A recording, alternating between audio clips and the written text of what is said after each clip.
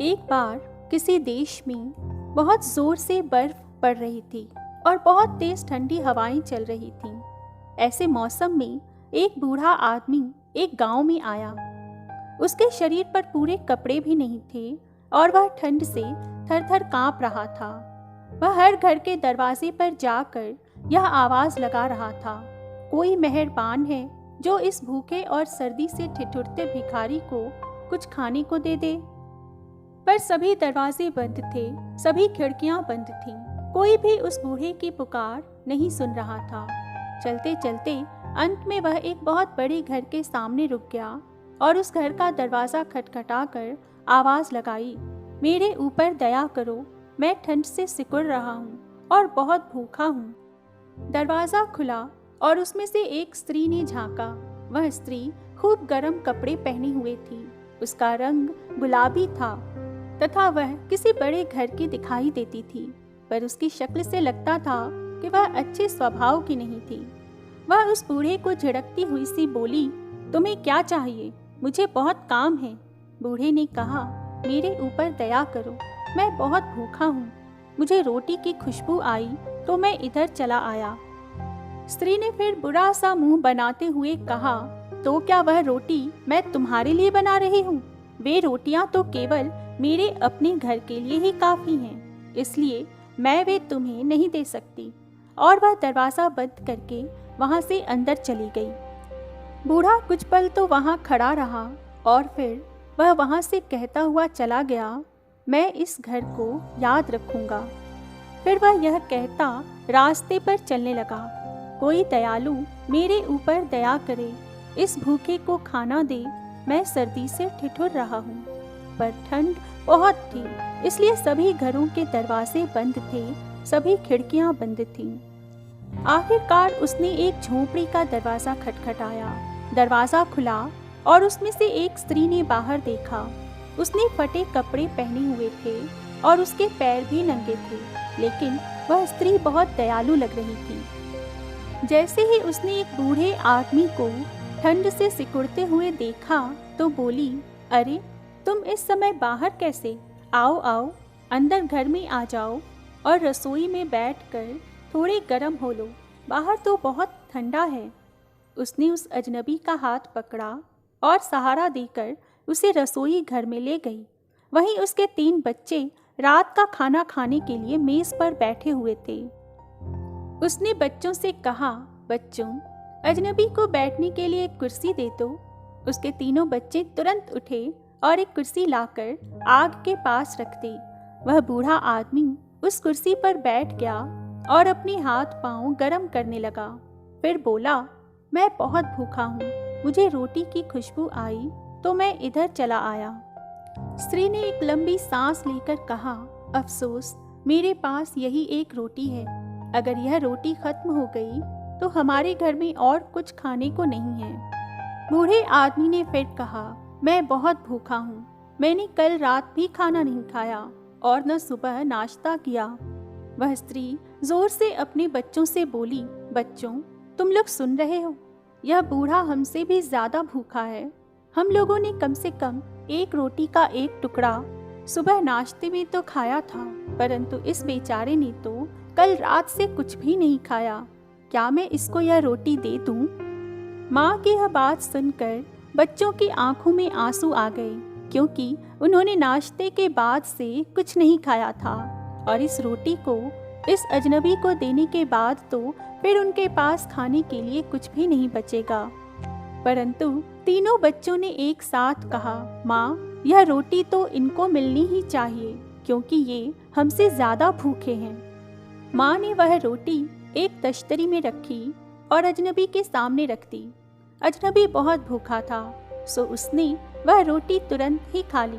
फिर उसने अपना फटा कोट अपने शरीर के चारों ओर कसकर लपेटा और बोला, मैं इस घर को याद रखूंगा।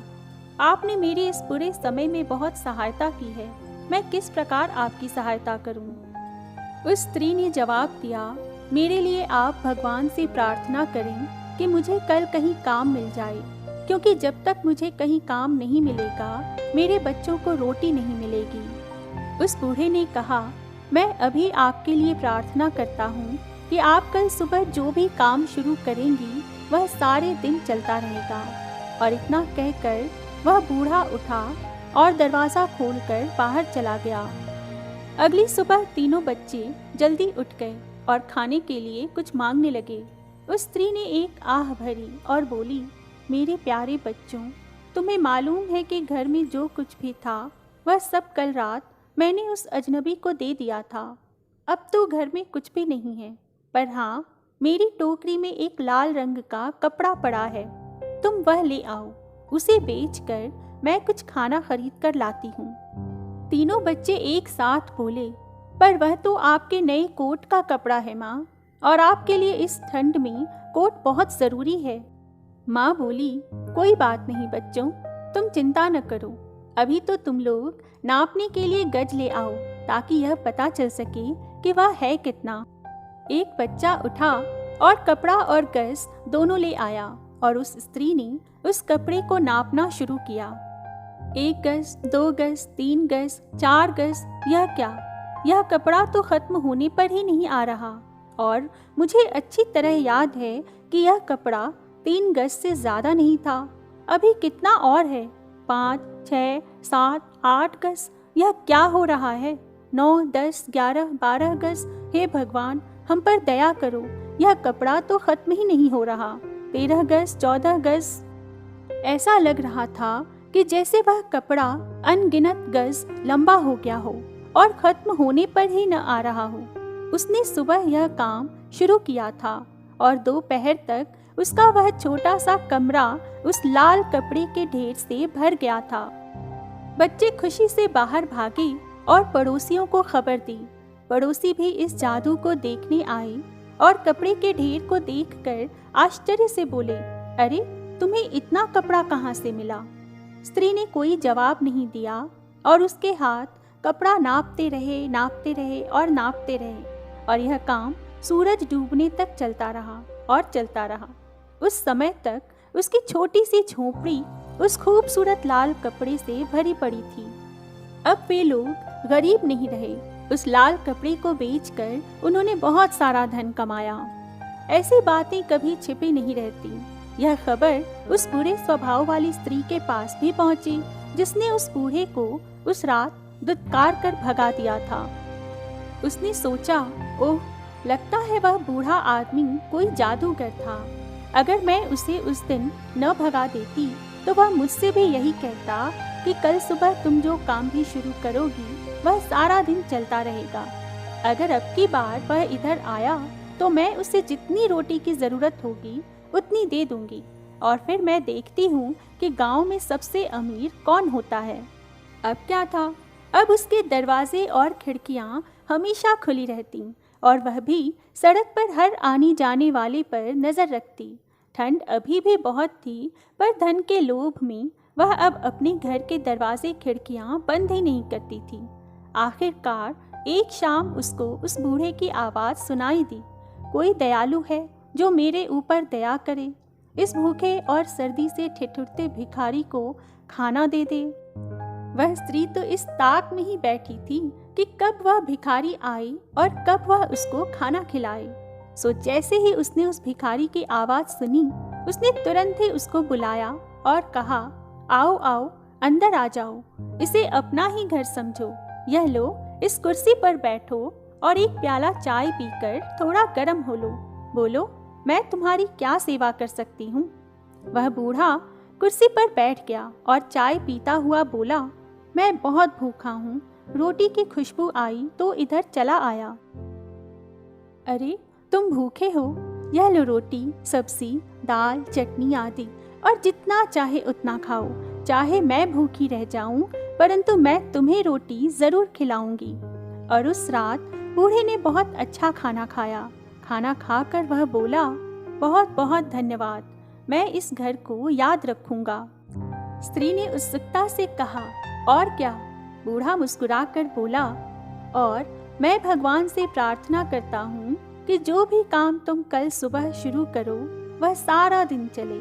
और यह कहकर वह बूढ़ा चला गया।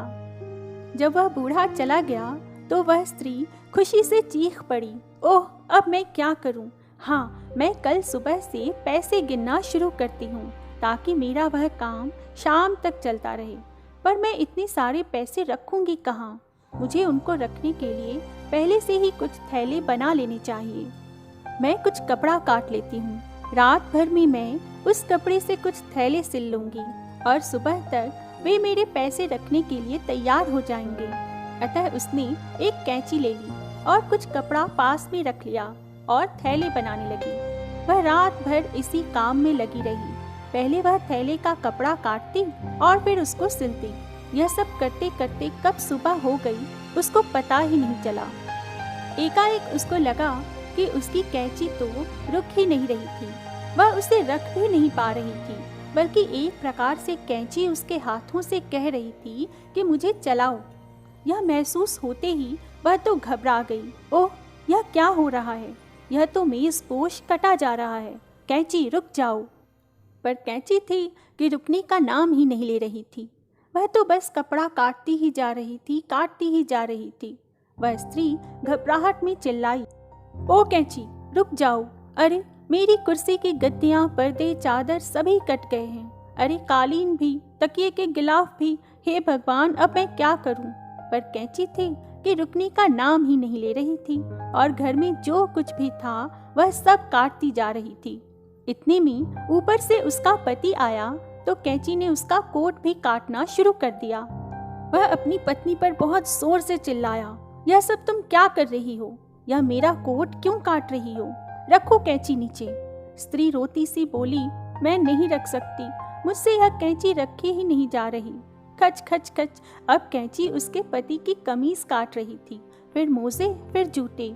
सुबह, दोपहर, शाम कैंची चलती ही रही, चलती ही रही और तब तक चलती रही जब तक रात नहीं हो गई। और घर में जब सब कुछ कट गया तब कहीं जाकर वह कैंची रुकी। दूर कहीं से उस स्त्री ने आवाज सुनी। कोई बूढ़ा आवाज लगा रहा था, कोई दयालु मेरे ऊपर दया करे, इस भूखे को खाना दे, मैं सर्दी से ठिठुर रहा हूँ।